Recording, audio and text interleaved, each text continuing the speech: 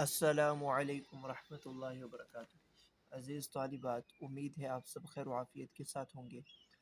آج ہم اپنی کتاب جامع الترمذی جلد دوم کا سبق نمبر 59 پڑھیں گے۔ باب ما جاء من دعا الى ہدى فاتبع او الى ضلالۃ۔ یہاں سے اپنے سبق کا آغاز کر رہے ہیں۔ اللہم صلی علی محمد وانصر المقعد المقرب عندک یوم القیامہ۔ اب صفحہ نکال لیں۔ بسم اللہ الرحمن الرحیم۔ باب ما جاء فی من دعا الی ہدی فاتبع او الی ضلالۃ۔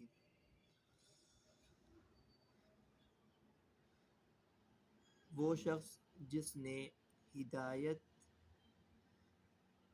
یا گمراہی کی طرف بلایا اور اس کی پیروی کی گئی تو ان کے اجر اور عقاب کے بیان میں ہے۔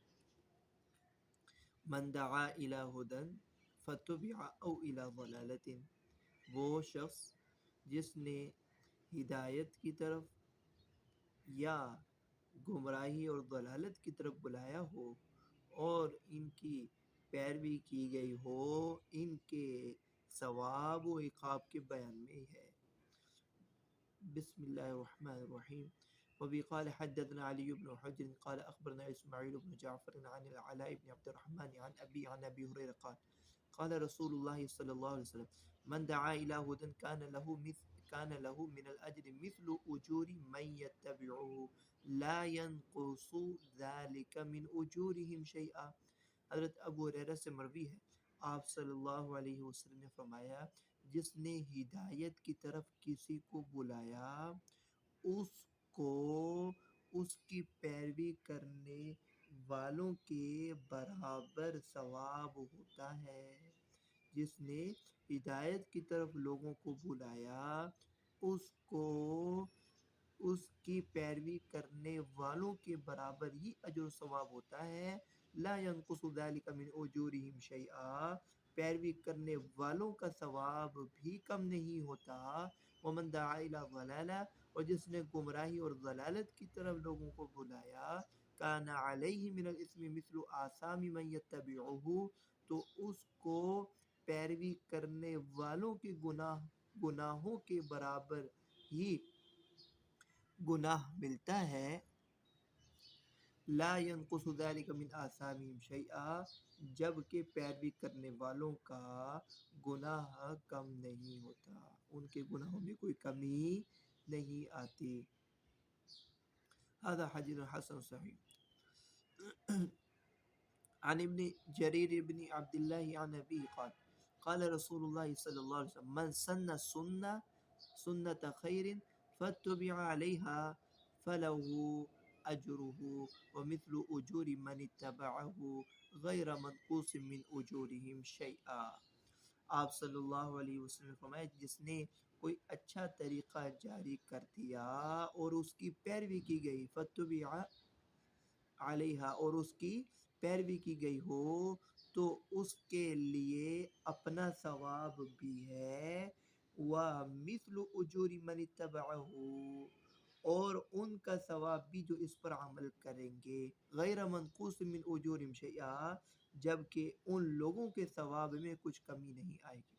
ومن سن سنة شر فاتبع علیها کان له وزرہ ومثل اوزار من اتبعہ، اور جس نے کوئی برا طریقہ ایجاد کیا اور اس کی پیروی کی گئی تو اس پر اس کے اپنے عمل بد کا گناہ بھی ہے اور پیروی کرنے والوں کے گناہ کے برابر بھی گناہ ہوتا ہے، غیر منقوص من اوزارہم شیئا، اور ان کے گناہوں میں کچھ کمی کی جائے بغیر۔ وفی الباب عن حذیفہ، هذا حدیث حسن صحیح۔ باب ما جاء فی الاخذ بالسنہ واجتناب البدع، سنت کو اختیار کرنا اور بدعت کو چھوڑنا اور بدعت سے اجتناب کرنا، اس کا بیان۔ عن عبد الرحمن بن عامر السلمی عن العباض بن ساریة قال وعظنا رسول الله يوما بعد صلاة الغداة موعظة بليغة ذرفت منها العيون ووجلت منها القلوب. عرباض بن ساریہ سے مروی ہے، فرماتے ہیں رسول اللہ صلی اللہ علیہ وسلم نے ایک دن صبح کی نماز کے بعد نہایت ہی پر اثر اور بلیغ واعظ فرمایا، جس سے آنکھیں بہنے لگیں اور دل کانپ گئے، دل لرز اٹھے اور آنکھیں بہہ پڑی۔ فقال رجل ان هذه موعظة مودع، تو ایک شخص نے کہا کہ یہ رخصت کرنے والے کا سا واز ہے۔ فماذا تعهد الینا یا رسول اللہ، آپ ہمیں کیا وصیت فرماتے ہیں؟ تو آپ صلی اللہ علیہ وسلم نے فرمایا اوصیکم بتقوی اللہ والسمع والطاعہ، کہ میں تم کو اس بات کی وصیت کرتا ہوں سنو اور اطاعت کرو۔ حاکم وقت ہو، اسی طرح ارشاد باری تعالیٰ اور احادیث ہیں، ان کو سنو اور اس کی اطاعت کرو۔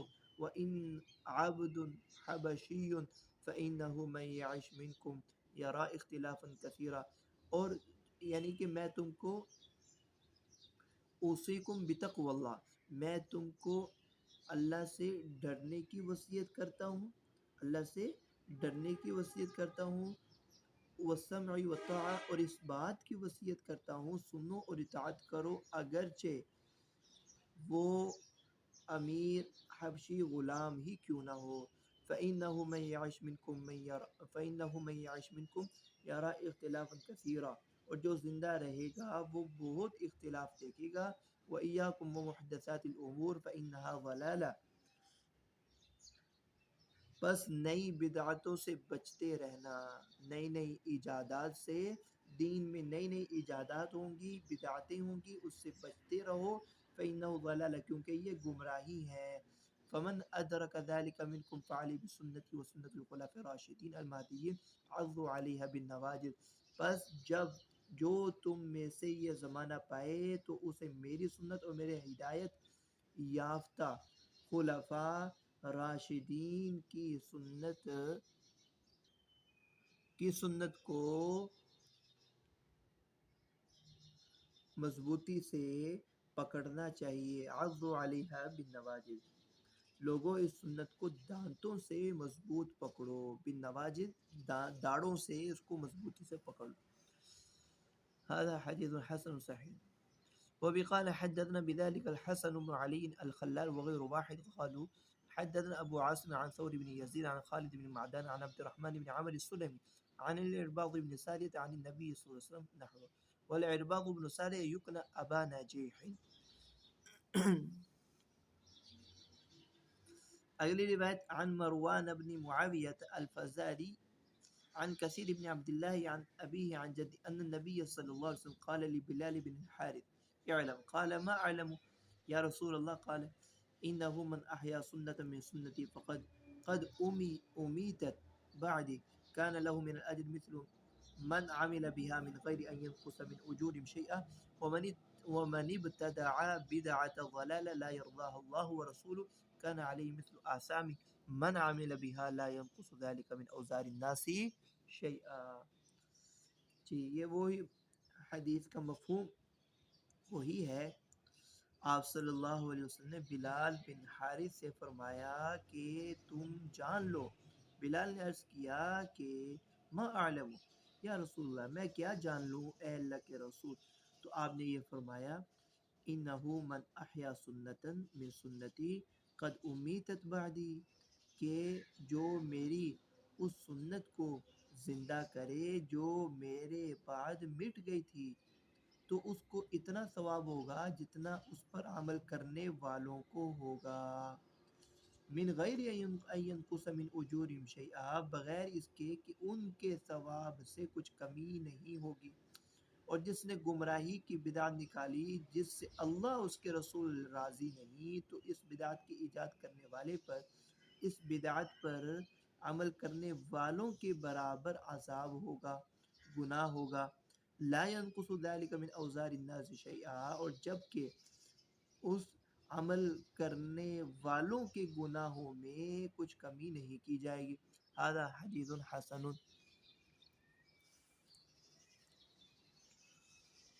عن سعيد بن المسيب قال قال أنس بن مالك قال لي رسول الله صلى الله عليه وسلم يا بني إن قدرت أن تصبح وتمسي ليس في قلبك غش لأحد فافعل. ثم قال لي يا بني وذلك من سنتي ومن أحيا سنتي فقد أحياني ومن أحياني كان معي في الجنة. آپ صلی اللہ علیہ وسلم حضرت انس بن مالک سے فرمایا اے بیٹے اگر تجھے مقدرت ہو کہ تو صبح اور شام اس حال میں کرے تیرے دل میں کسی آدمی کے لیے کسی شخص کے لیے کھوٹ نہ ہو تو ایسا ضرور کرنا. پھر فرمایا مجھے اے بیٹے وذالک من سنتی یہ میری سنت ہے اور جو میری سنت کو زندہ کرے گویا کہ اس نے مجھے زندہ کیا. ومن احیانی کان معی فی الجنہ اور جس نے مجھے زندہ کیا وہ میرے ساتھ جنت میں ہوگا جنت میں میرا ساتھی ہوگا اور وہ میرے ساتھ ہوگا. وفی الحدیث قصۃ طویلہ. هذا حديث حسن غريب من هذا الوجه. ومحمد بن عبد الله الأنصاري ثقة وأبو ثقة وعلي بن زيد صدوق إلا أنه ربما يرفع الشيء الذي يوقفه غيره. وسمعت محمد بن بشار يقول قال أبو الوليد قال شعبة قال حدثنا علي بن زيد وكان رفاعا ولا نعرف لسعيد بن المسيب عن أنس رواية إلا هذا الحديث بطوله. وقد روى عباد المنقري هذا الحديث عن علي بن زيد عن أنس ولم يذكر فيه عن سعيد بن المسيب وذاكرت به محمد بن إسماعيل فلم يعرفه ولم يعرف لسعيد بن المسيب عن أنس هذا الحديث ولا غيره. ومات أنس بن مالك سنة 93 ومات سعيد بن المسيب بعده بسنتين مات سنة 95. حضرت انس بن مالک کی جو وفات ہے وہ سن 93 ہجری کی ہے جبکہ سعید بن المسیب کی جو وفات ہے وہ ان کے 2 سال بعد ہے یعنی کہ سن 95 ہجری کی ہے.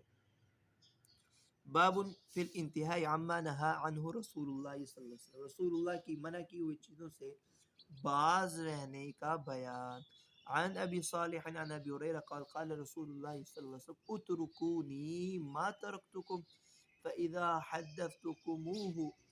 حدثتكم فخذوا عني فإنما هلك من كان قبلكم بكثرة سؤالهم واختلافهم على أنبيائهم. آپ صلی اللہ علیہ وسلم نے فرمایا اترکونی ما ترکتکم مجھے چھوڑ دو جب تک میں تمہیں چھوڑے رہوں. فَإِذَا حَدَّثْتُكُمْ فَخُذُوا عَنِّي لیکن میں جب تم سے بیان کر دوں تو مجھ سے لے لو اور ان کو پکڑ لو. فَإِنَّمَا هَلَكَ مَنْ كَانَ قَبْلَكُمْ تم سے پہلے لوگ اسی وجہ سے ہلاک ہوئے کہ وہ اپنے انبیاء سے کثرت سے سوال کرتے تھے. اس سے مقصود یہ ہے کہ بے سود اور غیر مفید سوالات سے اجتناب کرنا چاہیے جن کا کوئی مستقل فائدہ ہی نہ ہو صرف زبان کے چٹخارے کے لیے یا پھر مسئول کو زج کرنے کے لیے سوالات کیے جائیں تو اس سے اجتناب کرنا چاہیے. اس لیے آپ نے فرمایا اترکونی ما ترکتکم جب میں تمہیں چھوڑے رہوں تو تم مجھے چھوڑ دو یعنی مجھ سے سوالات نہ کرو کثرت سے یوں سوالات نہ کرو. جب میں کوئی بات خود بیان نہیں کرتا تو تم مجھ سے وہ سوالات مت پوچھو اور جب میں بیان کر دوں تو پھر اس کو لازم پکڑو. باب ما جاء فی عالم المدینہ مدینہ کے عالم کے بارے میں. عن ابی صالح عن ابی ہریرہ روایت یوشک ان یضرب الناس اقباد الابل یطلبون العلم فلا یجدون احدا اعلم من عالم المدینہ. سیدنا ابو ہریرہ رضی اللہ تعالیٰ عنہ سے حضرت صلی اللہ علیہ وسلم سے نقل کرتے ہیں کہ قریب ہے لوگ اونٹوں کے جگر پر مار مار کر علم طلب کریں گے، لوگ اونٹوں کے جگر کو مار مار کر علم طلب کریں گے، دور دراز سے لوگ سفر کر کے آئیں گے، یطلبون العلم، علم طلب کریں گے، لیکن وہ کسی مدینہ کے عالم سے زیادہ علم والا نہ پائیں گے، مدینہ کے عالم سے زیادہ کسی کو علم والا نہیں پائیں گے۔ جمہور اہل علم کے نزدیک اس کا مصداق امام مدینہ حضرت امام مالک بن انس ہے، بعض کا قول اس سے عمری زاہد عبد العزیز بن عبداللہ ہے، واللہ اعلم۔ هذا حديث حسن وهو حديث ابن عيينة، وقد روي عن ابن عيينة أنه قال فيها سئل من عالم المدینہ، ابن عیینہ سے جب سوال سے مروی انه قال فيها سئل، جب ان سے سوال کیا کہ من عالم المدینہ، تو انہوں نے کہا انه مالک بن انس۔ وقال اسحاق بن موسى سمعت ابن عيينة قال هو العمري الزاهد اسمه عبد العزيز بن عبد الله، وسمعت يحيى بن موسى يقول قال عبد الرزاق هو مالک بن انس، انہوں نے بھی کہا کہ وہ مالک بن انس ہے۔ باب ما جاء فی فضل الفقہ علی العبادہ، فقہ کی فضیلت کا بیان، فقہ کی فضیلت کا عبادت سے زیادہ ہونے کا بیان، جی عبادت پر فقہ کی فضیلت کا بیان۔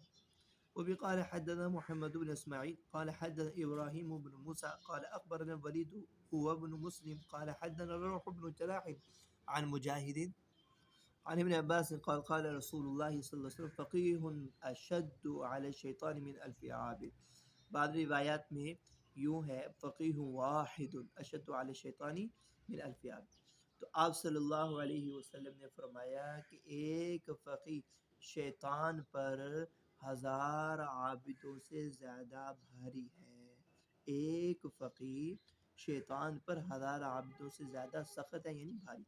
هذا حديث غريب ولا نعرف الا من هذا الوجه، من حديث ولید بن مسلم۔ اگلی روایت عن قیس بن کثیر قال قدم رجل من المدینہ على ابی الدرداء وهو بدمشق فقال ما اقدمك يا اخي، فقال حديث بلغني انك تحدث عن رسول الله، قال اما جئت لحاجه، قال لا، قال اما قدمت لتجاره، قال لا، قال ما جئت الا في طلب هذا الحديث۔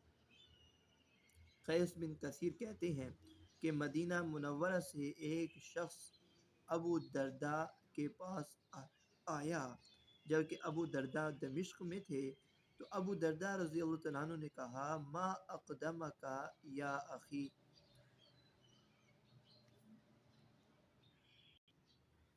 بھائی کس چیز نے آپ کو یہاں آنے پر مجبور کیا، یعنی یہاں کیسے آنا ہوا؟ تو اس نے کہا کہ ایک حدیث جو مجھے پہنچی ہے کہ آپ وہ بیان کرتے ہیں رسول اللہ صلی اللہ علیہ وسلم سے، تو فرمایا اما جئت لحاجت، کہ آپ کسی غرض اور حاجت اور ضرورت کے لیے آئے تھے؟ تو انہوں نے کہا نہیں، تو پھر کہا ابو درداء نے کہ آپ تجارت کے لیے آئے ہیں؟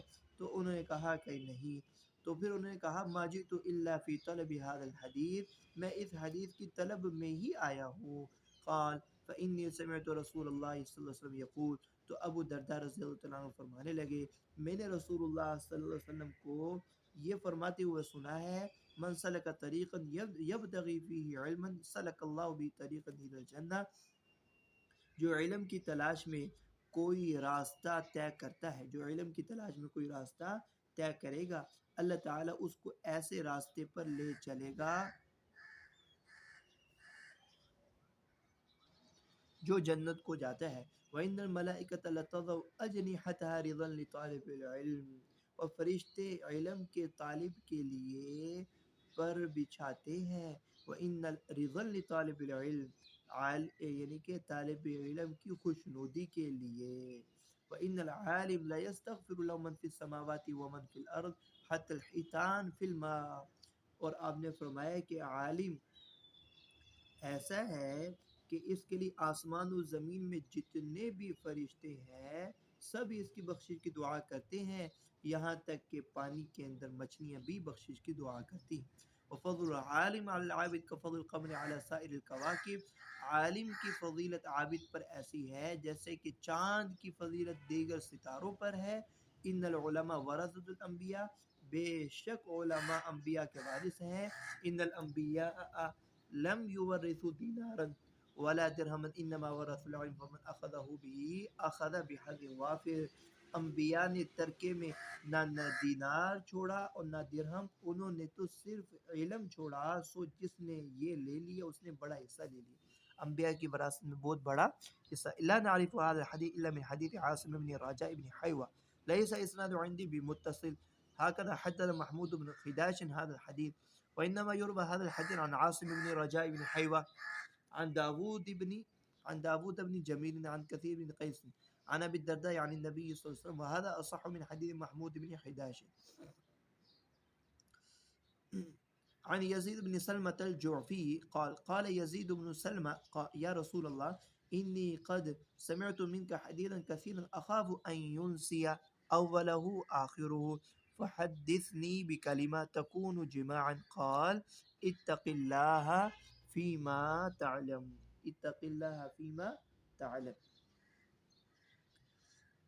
سیدنا یزید بن سلمہ سے مروی ہے، کہتے ہیں میں نے عرض کیا یا رسول اللہ، میں نے آپ سے بہت سی احادیث سنی ہے، مجھے ڈر ہے کہیں پچھلی حدیثیں پہلی حدیثوں کو بلا نہ دیں، کہیں پچھلی حدیثیں پہلی حدیثوں کو بلا نہ دیں، تو چنانچہ آپ مجھے کوئی ایسا کلمہ ہی بتا دیں جو سب نیکیوں کو جامع ہو، سب نیکیوں کو جامع ہو۔ تو آپ نے یہ فرمایا اتق اللہ فیما تعلم، جو کچھ جانتے ہو اس میں اللہ سے ڈرو، جو کچھ جانتے ہو اس میں اللہ سے ڈرو۔ اگلی روایت ہے عن ابی ہریرہ قال قال رسول اللہ صلی اللہ علیہ وسلم خصلتان لا تجتمعان فی منافق، دو خصلتیں ایسی ہیں جو منافق میں جمع نہیں ہو سکتی، جو دو خصلتیں منافق میں جمع نہیں ہوتی، حسن سمت ولا فقہ فی الدین، اور ایک پہلی بتائی حسن سمت اچھا چال چلن، اور دوسرا بتایا دین کی فقہ، دین کی سمجھ بوجھ، یہ دو خصلتیں ایسی ہیں جو منافق میں جمع نہیں ہو سکتی۔ اچھا چال چلن یعنی کہ اچھے اخلاق، اچھی تہذیب اور اچھی تدبیر،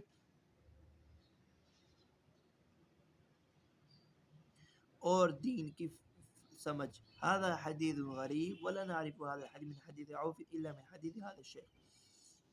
اگلی روایت عن ابی امامۃ الباہلی قال ذکر لرسول اللہ رجلان احدهما عابد والآخر عالم، ابو امامہ باہلی سے مروی ہے کہ آپ صلی اللہ علیہ وسلم کے سامنے دو آدمیوں کا تذکرہ ہوا، ایک عابد تھا اور دوسرا عالم، فقال رسول اللہ فضل العالم علی العابد کفضل علی ادناکم، آپ نے فرمایا کہ عالم کی فضیلت عابد پر اس قدر ہے جیسے میری فضیلت تم میں سے ادنا سے شخص پر۔ ثم قال رسول اللہ صلی اللہ علیہ وسلم ان الملائکۃ ان اللہ وملائکۃ واهل السماوات والارضین حتى النملة في حجرها وحتى الحوت لا يصلون على معلم الناس الخير، آپ نے فرمایا کہ بے شک اللہ تعالیٰ فرشتے اور آسمان اور زمین کے فرشتے یہاں تک کہ سوراخوں کے اندر چونٹیاں اور یہاں تک کہ پانی کی مچھلیاں، وہ لیصلون، وہ رحمت کی دعا کرتی ہیں، علی معلم الناس الخیر، اس شخص پر جو لوگوں کو دین کی اور خیر کی باتیں سکھاتا ہے۔ یعنی کہ تمام کی تمام مخلوقات، وہ بلوں کی چونٹیاں ہیں اور پانی کی مچھلیاں ہیں، وہ ایسے شخص پر جو لوگوں کو بھلائی کی تعلیم دیتے ہیں ان کے لیے دعائے خیر کرتی ہیں۔ هذا حدیث حسن قریب صحیح۔ اگلی بات عن ابی الہیثم عن ابی سعید الخدری عن رسول اللہ صلی اللہ علیہ وسلم قال لن يشبع المؤمن من خیر يسمعه حتى يكون منتهى الجنہ، ہم نے فرمایا کہ بھلائی کے سننے سے مومن کا پیٹ نہیں بھرتا، بھلی بات کے سننے سے مومن کبھی سیر نہیں ہوتا، حتى يكون منتهى الجنة، یہاں تک کہ اس کی انتہا جنت ہے. هذا حدیث حسن غریب. عن سعید المقبری عن ابی ہریرہ قال قال رسول اللہ صلی اللہ علیہ وسلم الکلمۃ الحکمہ ضالۃ المؤمن. آپ نے فرمایا عقل و دانائی کی ایک بات وہ مومن کی گم شدہ متاع ہے. فحیث وجدها فهو احق بها، جس جگہ مومن اسے پائے وہی اس کا زیادہ حقدار. فهو احق بها، مومن ہی اس کا زیادہ حقدار ہے. هذا حديث غريب لا نعرف الا من هذا الوجه. وابراهيم بن فضل المخزومی ضعیف فی الحدیث من قبل حفظه. حافظہ کے اعتبار سے اس سند کے اندر ایک راوی ہے ابراہیم بن فضل، وہ ضعیف راوی ہے. یہاں تک ابواب العلم کا اختتام ہوا اللہ تعالیٰ کے فضل و کرم سے. السلام علیکم ورحمۃ اللہ وبرکاتہ.